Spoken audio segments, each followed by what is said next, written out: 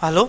मैं हूं मोहम्मद भारमल और कंप्यूटर फंडामेंटल का टॉपिक नंबर 8। और आज हम बात करने वाले हैं बहुत ही अच्छा टॉपिक्स में जिसमें सभी एवरेज बिगिनर स्टूडेंट्स को, मतलब कि जो नॉन टेक्निकल स्टूडेंट्स होते हैं, उनको कन्फ्यूजन इस बात का रहता है, और वो चीज़ है प्रोसेसर्स। आज की डेट में अगर हम बात करें तो different kinds of processor market में अवेलेबल है। कौन सा खरीदना, कैसे खरीदना, उसके बारे में हम बात करने वाले हैं। तो सबसे पहले तो प्रोसेसर कब इवेंट हुआ था वो यहाँ पे लिखा हुआ है। 20 अक्टूबर 1937 में न्यूयॉर्क में सबसे पहले इन्वेंट हुआ था। साइड में आप जो इमेजेस दे सकते हैं, ठीक है, वो प्रोसेसर का सबसे ऊपर वाला जो ये इमेज है, ये प्रोसेसर का सॉकेट है, जहाँ पे आपको एक्चुअल में जो छोटा सा प्रोसेसर लगाना होता है वो ये होता है, ठीक है। और यहाँ पे आप जो चीज़ देख सकते हैं वो एक्चुअल में प्रोसेसर है। और ये जो गोल्डन पिंस है, एक्चुअली ये पिंस नहीं है, पिंस जैसा दिख रहा है, ये आपको उल्टा यहाँ पे इसके ऊपर, ठीक है, लगाना है। तो आपको ये जो सरफेस है वो नहीं दिखेगा, वो नीचे चला जाएगा। तो यहाँ पे प्रोसेसर सॉकेट आता है और इस प्रोसेसर के ऊपर एक कूलिंग फैन आता है जो प्रोसेसर की हीट को कंट्रोल करता है। आप चाहे लैपटॉप ले लो, मोबाइल ले लो, डेस्कटॉप ले लो, कुछ भी ले लो, हर चीज़ में ये प्रोसेसर आता है। क्योंकि ये जो पूरा आपने प्रीवियस वीडियो में सीपीयू जो समझा था वो एक्चुअल में ये सीपीयू यही है। आपने देखा था कि उसमें कंट्रोल यूनिट आता है, बाद में उसमें अरिथमेटिकल लॉजिक आता है, यूनिट आता है, बाद में उसमें कैश मेमोरी आता है। और ये अरिथमेटिकल लॉजिक और कंट्रोल यूनिट सब मिलकर हमारा जो कुछ भी टास्क होता है वो परफॉर्म करता है। ये इनपुट आउटपुट डिवाइसेस को कंट्रोल करता है, हमारा जो कुछ भी इंस्ट्रक्शन होता है उसे परफॉर्म करते हैं, हमारा आउटपुट इनपुट आउटपुट कंट्रोलर की मदद से वो दिखाता है। ये है एक छोटी सी प्रोसेसर चीज़ जिसे हम छोटी सी आईसी भी बोल सकते हैं। अब ये जो प्रोसेसर है उसके बारे में अगर हम डिटेल में बात करें तो आज की डेट में बहुत सारे प्रोसेसर्स आते हैं। यहाँ पे सिर्फ इंटेल प्रोसेसर का ये भी दिखा रहा हूँ। इंटेल का i3 आ रहा है, इंटेल का i5 आ रहा है, इंटेल का i7 आ रहा है। तो सबसे पहले जो इंटेल का आपने शायद रेंज सुना होगा वो ड्यूल कोर सुना होगा, लेकिन ये एक्चुअल में ड्यूल कोर नहीं है। उससे पहले भी काफ़ी प्रोसेसर्स इंटेल ने ऑलरेडी लॉन्च किए हुए हैं। जहाँ तक मुझे याद है मैंने जो यूज़ की है इंटेल पेंटियम 1 से, बाद में 2 आया, बाद में 3 आया, बाद में 4 आया, बीच में HT आया, और इन सब के बीच में इंटेल सेलेरॉन भी आया था। मतलब कि आज के डेट में हम कैसे बोलते हैं कि भाई i3 है वो कम बजट वाला होता है और i7 है वो हाई बजट वाला होता है, ठीक वैसे ही इंटेल पेंटियम 1, 2, 3, 4 जो सीरीज आती थी वो हाई एंड प्रोसेसर बोला जाता था, और इंटेल सेलेरॉन जो बोला जाता था वो लो एंड प्रोसेसर बोला जाता था। अब i3, i5 और i7 उन लोगों ने कुछ नेम चेंज कर दिया। बीच का जो सबसे बीच का जो आया था, सबसे बीच का वो आया था ड्यूल कोर और कोर टू डियो। सबसे पहले आया था कोर टू डियो, उसके बाद आया था ड्यूल कोर, उसके बाद आया i3, उसके बाद आया i5 और उसके बाद आया i7। चलो अब इस चीज को डिटेल में एक्सप्लेन करते हैं कि आखिर ये चीज सब है क्या। नेक्स्ट स्लाइड में आ जाता हूं। तो सबसे पहले जो कंफ्यूजन होता है वो क्या कंफ्यूजन होता है, हम बोलते हैं core core core, dual core बोलते हैं, ऑक्टा कोर बोलते हैं, क्वाड कोर बोलते हैं, ठीक है। ये कोर वर्ड आखिर क्या है। बाद में आता है कहीं कहीं कफा, आपने सुना होगा ये वर्ड हाइपर थ्रेडिंग। अब ये चीज़ क्या है। बाद में आज सभी लैपटॉप्स में और डेस्कटॉप में हम देखते हैं कि ये i3 है 7th जनरेशन है, i5 है ये 5th जनरेशन है। अगर i3 का और i5 का दोनों का 6th जनरेशन या फिर आज की डेट में जो मार्केट में चल रहा है 8th जनरेशन है, तो दोनों में से अच्छा कौन सा है। अगर आप पुराना लैपटॉप्स खरीद रहे हैं या फिर पुराना डेस्कटॉप खरीद रहे हैं तो आपके पास i5 है वो 8th जनरेशन का या फिर 7th जनरेशन का है, और i3 है वो 9th जनरेशन या 10th जनरेशन का है। तो दोनों में से नया कौन सा, पुराना कौन सा, ये सब जो कन्फ्यूजन्स होते हैं उसके बारे में आज के वीडियोस में हम जितना हो सके उतना डिस्कस करने की कोशिश करेंगे। चलो और एक नेक्स्ट स्लाइड में करता हूँ। तो सबसे पहले यहाँ पे आया कोर 1, कोर 2, कोर 3 और कोर 4, और साइड में आप देख पाएंगे थ्रेड 1, थ्रेड 2, थ्रेड 3, और ये सब जो चीजें हैं वो आखिर क्या है उसके बारे में सबसे पहले तो एक्सप्लेन करते हैं। जो इंटेल पेंटियम 1 से लेके 4 तक की मैंने बात की, ठीक है। अब उसमें क्या था, सिंगल प्रोसेसर ही था। मतलब कि कोई एक बंदा सब काम कर रहा है, सब काम, घर का, बाहर का, फैमिली का, जहां पे जॉब करता है वहां का, सब काम एक ही बंदा करता है, कोई उसकी हेल्प करने वाला नहीं है। तो उसे क्या बोलते हैं, सिंगल प्रोसेसर। अब डे बाय डे क्या हुआ, लोगों की जो रिक्वायरमेंट्स थी वो बढ़ती गई, लेकिन जो हमारा प्रोसेसिंग पावर था वो बढ़ नहीं रहा था। तो इंटेल ने कुछ ऐसी टेक्नोलॉजी बनाई कि एक ही जगह पे अब दो प्रोसेसर हम लगा सकते हैं। ठीक है, मतलब कि प्रोसेसर 1 हुआ और प्रोसेसर 2 हुआ। सिंपल प्रोसेसर जो आते थे पहले उसका ही बात कर रहा हूँ, लेकिन उसे क्या अब उससे एक्चुअली जो बोला जाता है उसे बोला जाता है पैरेलल प्रोसेसिंग। अब लेकिन उसमें दिक्कत क्या आई, प्रोसेसर का जो प्राइस होता है ना वो कम नहीं होता है। मदरबोर्ड और प्रोसेसर पूरी सिस्टम में ये चीज़ ही सबसे इंपॉर्टेंट है भाई। अगर इसे आप सोच समझ के सही से नहीं लेते हैं, और आपकी साउंड सिस्टम जितनी भी बड़ी हो, आपका एलईडी स्क्रीन कितना भी बड़ा हो, कैबिनेट कितनी भी लाइटिंग वाली हो, सब बकवास है। ये दो चीज़ सबसे इंपॉर्टेंट है, पहला तो मदरबोर्ड और दूसरा प्रोसेसर। अब इसमें क्या हुआ, कॉस्टिंग एक्सट्रीमली हाई होगी। लो पर्सन्स को, मिडिल क्लास पर्सन को अब ये चीज़ बजट में नहीं आ रही थी, पैरेलल कंप्यूटिंग जहाँ पे एक साथ दो प्रोसेसर लगा पाए। तो इंटेल ने कुछ ऐसी टेक्नोलॉजी बनाई कि प्रोसेसर को तो एक ही रखा, लेकिन उसमें एक ही प्रोसेसर में दोनों प्रोसेसर का जो टेक्नोलॉजी कॉन्सेप्ट था वो कंबाइन कर दिया। अब ये चीज है कोर। ठीक है, प्रोसेसर तो एक ही रहा, अब दोनों प्रोसेसर को जो पहले डिफरेंट लगाते थे वो साथ में लगा दिया। तो जैसे कि आप यहाँ पे इमेज देख रहे हैं, तो उसमें क्या है, कोर 0, कोर 1, कोर 2 और कोर 3। मतलब कि अभी क्या है, जहां हम दो प्रोसेसर की बात कर रहे हैं उसमें कितने प्रोसेसर लगा दिए, 4 प्रोसेसर लगा दिए। ठीक है, 4 प्रोसेसर की तरह ये एक प्रोसेसर ही हमारा काम करता है। 4 प्रोसेसर की तरह ये हमारा एक प्रोसेसर काम करता है। अब इसमें साथ में आता है हाइपर थ्रेडिंग। अब ये हाइपर थ्रेडिंग क्या है, हाइपर थ्रेडिंग मतलब कि जो हमारी ऑपरेटिंग सिस्टम होती है वो नंबर्स ऑफ कोर्स को, ठीक है, नंबर्स ऑफ कोर्स को वर्चुअली डबल कोर की तरह कंसीडर करता है। नेक्स्ट स्लाइड में आ जाता हूं। यहां पे आप देखिए, यहां पे मैंने राउंड अप करके रखा हुआ, यहां पे सॉकेट क्या है, 1 है। ठीक है, और यहां पे कोर क्या है, 4 है। और लॉजिकल प्रोसेसर यहां पे आपको कितने दिख रहे हैं, 8, मतलब कि डबल। यहां पे फिर से मैं आ जाता हूं, यहां पे टोटल नंबर्स ऑफ कोर कितने हैं, 4 है, लेकिन थ्रेडिंग कितना दिख रहा है आपको, 8 का। अब ये कॉन्सेप्ट पूरा किस तरह से काम कर रहा है, जहां पे एक बंदा सबसे पहले काम कर रहा था, तो यहां पे अब 4 बंदे काम कर रहे हैं। अब ये प्रोसेसर को ऐसा डिजाइन किया कि जो 4 बंदे हैं वो दोनों हाथों से अपना अपना डिफरेंट काम कर सकते हैं with help of operating system. आपकी ऑपरेटिंग सिस्टम भी इस तरह की नहीं होनी चाहिए, पुरानी ऑपरेटिंग सिस्टम नहीं चलेगी। नो डाउट आज की डेट में नए लैपटॉप्स और नए डेस्कटॉप में पुरानी ऑपरेटिंग सिस्टम इंस्टॉल ही नहीं होती। सभी में विंडोज 10 से अब इंस्टॉल होता है, विंडोज 7 अगर आप इंस्टॉल करना चाहते हैं तो वो भी नहीं होता है। तो ये हुए लॉजिकल प्रोसेसर्स। ठीक है, तो एक्चुअल में ये वर्क कैसा करता है, 8 प्रोसेसर की तरह ये हमारा वर्कआउट करता है। तो जब भी आप प्रोसेसर खरीदने जाए तो सबसे पहले आप ये पूछिए कि इसमें नंबर्स ऑफ कोर कितने आते हैं। ठीक है, बाद में ये पूछिए कि इसमें हाइपर थ्रेडिंग सपोर्टेड है या नहीं है। ये चीज आपको दोनों पूछने की है। अगर नहीं पूछ रहे तो आपके पैसे जो है वो वेस्ट जाएंगे, वो समझ लो आप। अब i3 और i5 का मैं बीच में ले रहा हूं, तो आप क्या बोल रहे थे कि भाई मैंने तो i5 का सबसे नया जनरेशन वाला प्रोसेसर लिया, लेकिन आपने उसको पूछा कि इसमें नंबर्स ऑफ कोर कितने आ रहे हैं, वो नहीं पूछा। आपने i5 का ये पूछा कि भाई स्टार्टिंग रेंज कौन सी आती है i5 में, तो उसने वो दिखा दिया। ठीक है, अब ये जो कोर की बात कर रहा हूं ना, तो i3 में ड्यूल कोर से लेके क्वाड कोर, मतलब कि 2 कोर और 4 कोर भी आता है। i5 की बात करूं तो 2 कोर, 4 कोर और 6 कोर आता है। i7 की हम बात करें तो उसमें 2 कोर, 4 कोर, 6 कोर और 8 कोर्स भी आता है i7 में।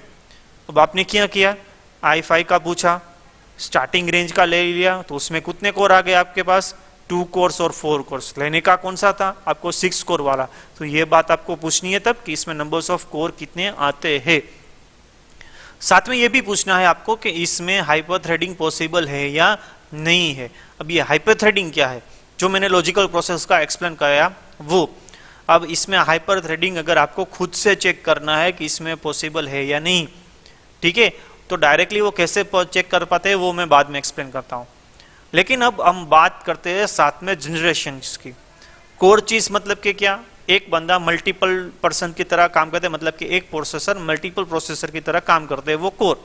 अब हाइपर थ्रेडिंग क्या होता है कि ऑपरेटिंग सिस्टम उन 4 बंदों को 8 बंदों की तरह समझ के वो मल्टीपल टास्क देता है। जहां पे उसको 4 टास्क देने थे वहां पे वो 8 टास्क देगा और प्रोसेसर उनको परफॉर्म भी कर देगा। अब जनरेशंस की बात करते हैं। जनरेशन काफी इंपॉर्टेंट चीज है in a same way numbers of course. ठीक है, आज की डेट में जो जनरेशन सक्सेसफुली जो मार्केट में चल रही है वो 8 जनरेशन है सभी जगह पे। 6 generation almost out of date हो चुकी है, बहुत ही कम जगह पे वो आपको 6 जनरेशन वाली ऑपरेटिंग प्रोसेसर्स आपको मिल पाएंगे। अभी सब जगह पे क्या मिल रहा है आपको, प्रोसेसर मिल रहे हैं 8 जनरेशन के या फिर 9 जनरेशन के या फिर 10 जनरेशन के। अब वो क्या है, प्रोसेसर में जो एक्चुअली जो होती है चीज वो होती है ट्रांजिस्टर्स। ठीक है, ट्रांजिस्टर। अब ट्रांजिस्टर की जो साइज होती है वो कितनी छोटी है उसे बोलते हैं हम जनरेशंस। मतलब कि एक ट्रांजिस्टर जनरली आज की डेट में हम जब मार्केट में नॉर्मली लेना जा रहे हैं तो 1 सेंटीमीटर बाय 1 सेंटीमीटर का आता है। ठीक है, अब 2 ट्रांजिस्टर को जब हम साथ में किसी एक सर्किट में लगा रहे हैं तो उस 2 ट्रांजिस्टर के बीच में गैप कितना है वो भी देखना पड़ता है ना। गैप मतलब कि आपका घर और आपके दोस्त का घर पास में है, लेकिन कितने पास में है, 2 घर छोड़ के है, 3 घर छोड़ के है, या फिर आपके बिल्कुल बगल में है, ये भी देखना पड़ता है ना। क्योंकि एक लोकेशन पे जब दूसरा लोकेशन पे जब आप डेटा ट्रांसफर कर रहे हो तो वो कितना टाइम लेता है वो भी आपको देखना पड़ता है। तो वो सब आता है जनरेशंस में। उससे जो बोलते हैं वो क्या बोलते हैं वो मैं बताता हूं अब नेक्स्ट स्लाइड में। तो सबसे पहले 2006 में जैसे कि मैंने कहा आया था कोर 2 डियो, बाद में आया 2008 में ड्यूअल कोर, बाद में जो i3 की जो सब जनरेशन वाली बातें हैं वो स्टार्ट हुई 2011 में। और यहाँ पे 2019 का जब का जो फिगर है मुझे नेट ऊपर से अवेलेबल हुआ है, आज 2020 चल रहा है जिसमें अब 10 जनरेशन के भी मार्केट में अवेलेबल है। और मेरोम और नेहलम और सैंडी ब्रिज ये उसके कोड नेम्स है। अब यहाँ पे नीचे फिगर्स आप कुछ देख पाएंगे 65 नैनोमीटर, 45 नैनोमीटर और सबसे लास्ट में आप देख पाएंगे 10 नैनोमीटर। मतलब कि एक ट्रांजिस्टर की वो साइज बताइए। और एक प्रोसेसर में ये कुछ 10-15 ट्रांजिस्टर्स नहीं होते हैं। ठीक है, हजारों की काउंटिंग में, मतलब कि आप समझ लो ना कि 10,000 20,000 या फिर उससे भी ज्यादा ट्रांजिस्टर एक प्रोसेसर में लगते हैं तब ये पूरा प्रोसेसर बनता है। अब समझ लो इतनी छोटी आईसी में जितने कम साइज का ट्रांजिस्टर आप लगाओगे तो उतने एरिया में, मतलब कि 2 इंच के 2 इंच बाई का मान लो प्रोसेसर है तो जितनी छोटी साइज आप उतने ट्रांजिस्टर लगा पाओगे, जितने ट्रांजिस्टर उतना वर्क आप ज्यादा कर पाओगे। दोनों के बीच का जो गैप होगा वो भी कम हो जाएगा, डिस्टेंस की जो भी मैंने बात की ना वो भी कम हो जाएगा। उससे क्या होगा, आपका जो परफॉर्मेंस लेवल होगा वो फास्ट हो जाएगा, एफिशिएंसी भी फास्ट हो जाएगी और लेस पावर वो कंज्यूम करेगा। लेस पावर मतलब कि जब आप स्पेशली लैपटॉप परचेस कर रहे हो, मैं तब की बात कर रहा हूँ। अगर आप लैपटॉप परचेस कर रहे हो तो आप प्रीफर ऑलवेज करो आप 9 जनरेशन और 10 जनरेशन का आज की डेट में परचेस करो कंपेयर टू 8 जनरेशन, क्योंकि उसकी जो नैनो टेक्नोलॉजी जो जिसे बोलते हैं वो काफ़ी इम्प्रूवाइज्ड हो जाती है। वो जब आप कुछ भी कम वर्क करवाते हो वो सबसे कम जो पावर कंजप्शन होता है हमारा बैटरी का वो करता है। अगर आप डेस्कटॉप ले रहे हो वो तो बात अलग है, वो तो कंटिन्यूसली पावर सप्लाई पे चलने वाला है। ठीक है, तो आप कौन सी जनरेशन वाला परचेस कर रहे हो वो भी आपको देखने का है। अब सबसे लास्ट में आता है i3, i5 और i7 कौन सा लेना। ठीक है, अब मुझे i3 लेना है या फिर i5 लेना है या फिर i7 लेना है या फिर i9 लेना है, उसमें भी 10 जनरेशन आने वाला है, सॉरी आ गया है। और एक चीज में साथ में बता देता हूं, यहाँ पे जो 10 नैनोमीटर लिखा है वो आज की डेट में हो गया है as per today's date 7 nanometre. ठीक है, 7 नैनोमीटर तक का हमारा जो प्रोसेसर है मार्केट में अवेलेबल है। अब बात करते हैं i3 लेना है या फिर i5 लेना है या फिर i7 और i9। i3 की बात करूं तो मैं फिर से रिवाइज करता हूं, जो कोर आते हैं, कोर मतलब कि एक प्रोसेसर में कितने प्रोसेसर एक्चुअल में मर्जअप किए हैं उसे आप कोर बोल सकते हैं। तो आते हैं 2 कोर या फिर 4 कोर। i5 में आते हैं 2, 4 या 6, i7 में आते हैं 2, 4, 6 और 8। अब आज की डेट की बात करें, आज की डेट की, तो जहां तक मेरा नॉलेज है उसमें 4, 6 और 8 ही अवेलेबल है। ठीक है, i7 में 2 कोर का कहीं मिलता ही नहीं, जहां तक मेरा नॉलेज है, मैं जितना इंटरनेट पे रीड करता हूं एज पर दैट। तो आप अगर अब नॉर्मल ऑफिस वर्क करते हैं, मतलब कि कुछ वर्ड का डॉक्यूमेंटेशन बनाना है, वर्ड एक्सेल पावर पॉइंट में, एक्सेल में कुछ बिलिंग टाइप करना है, इंटरनेट पे आपका ब्राउजिंग का ज़्यादा वर्क रहता है, यूट्यूब्स में वीडियोस देखते हैं, या फिर मूवीज सिर्फ देखना है आपको, छोटे बच्चों के लिए आपको कुछ एजुकेशनल वीडियोस उसमें प्ले करने हैं, ठीक है, ऐसा कुछ बेसिक वर्क होता है जब आपका, तो आपके लिए i3 सबसे बेस्ट रहेगा। ठीक है, उसमें जो ड्यूल कोर की जगह आप खरीदना है, उसमें ड्यूल कोर की जगह आपको खरीदना है 4 कोर वाला, 2 कोर्स वाला नहीं खरीदना है, आपको खरीदना है उसमें 4 कोर्स वाला। अगर साथ में आपको उसमें HT टेक्नोलॉजी मिल जाती है, मतलब कि हाइपर थ्रेडिंग टेक्नोलॉजी जो मिल जाती है, वो तो सबसे बेस्ट बात है। i5 की बात करें तो अगर आपको थोड़ा बहुत फोटो एडिटिंग का काम होता है और छोटी बहुत कुछ जो गेम्स आती है लो ग्राफिक्स वाली, वो अगर आप खेलते हो तो आप ये i5 खरीद सकते हैं। फोटोशॉप एडिटिंग है या फिर कुछ वेब डेवलपमेंट का आप कुछ काम करते हैं, जैसे कि आप इसी फील्ड में हो IT में, तो बहुत ऑब्वियस आप वेब डेवलपमेंट करने वाले हो, या फिर वेब डिज़ाइनिंग कुछ कर रहे हो, तो आपके लिए जो बेस्ट होगा वो i5 होगा। मिनिमम 4 कोर्स तो आपको खरीदने ही है और देखना है कि इसमें हाइपर थ्रेडिंग पॉसिबल है या नहीं है। अब अगर आप वीडियो एडिटिंग का कोई भी काम कर रहे हो, ठीक है, वीडियो एडिटिंग, जैसे कि अभी जो चल रहा है वंडरसर चल रहा है, एडोब प्रीमियम चल रहा है, ऐसे काफ़ी सारे वीडियोस आ रहे हैं जो मार्केट में आज की डेट में वो काफ़ी सक्सेसफुल है। वीडियो मर्जअप करना है, कुछ भी अगर करना है तो आपके लिए बेस्ट है i7। साथ में अगर आप गेमिंग खेलना चाहते हैं, ठीक है, तो आपको ये ध्यान रखना है कि आपको i7 विथ मिनिमम 8 कोर लेना है और उसमें ग्राफिक्स कार्ड लगाना है, तब आपकी जो नॉर्मल सभी गेम्स होती है हाई एंड, तो आप smoothly without any kind of lag खेल पाएंगे। साथ में नो डाउट रैम भी इसमें इंपॉर्टेंट तो है ही, रैम भी आपको देखना पड़ता है कितनी रैम लगानी है। 4 GB जो हमारा ऑफिस वर्क होता है उसमें सफिशिएंट है। जो हमारा फोटो एडिटिंग का जो कुछ भी वर्क होता है, डेवलपमेंट का जो कुछ भी वर्क होता है, उसमें 8 GB सफिशिएंट है। और वीडियो एडिटिंग की अगर हम बात करें तो अगर आप 8 GB से ज़्यादा लगा सकते हैं, 12 GB या फिर 16 GB, तो सबसे बेस्ट रहेगा। गेमिंग के लिए 16 GB मस्ट है। अब i9 की जो बात कर रहे हैं उसमें जो 10 जनरेशन आते हैं वो एक्सट्रीम एडिटिंग की जो वर्कआउट करता है, ठीक है, ये फोटो स्टूडियो वाले की बात नहीं कर रहा हूँ, एक्सट्रीम एडिटिंग की मैं बात कर रहा हूँ। एक्सट्रीम प्रोसेसरी रेंज पूरी नई निकाली है उस लोगों ने, नहीं मतलब कि हमारे लिए शायद नहीं है, लेकिन उन लोगों के लिए तो पुरानी होगी। वो एक्सट्रीम प्रोसेसर्स आते हैं जिसमें काफ़ी अच्छा आप समझ लो ना प्रोसेसिंग पावर वो प्रोवाइड करते हैं। उसमें तो 12 कोर या फिर 16 कोर भी अवेलेबल है, तो आप समझ लो कि हमारे कंपेयर में वो कितना अच्छा परफॉर्मेंस देता होगा।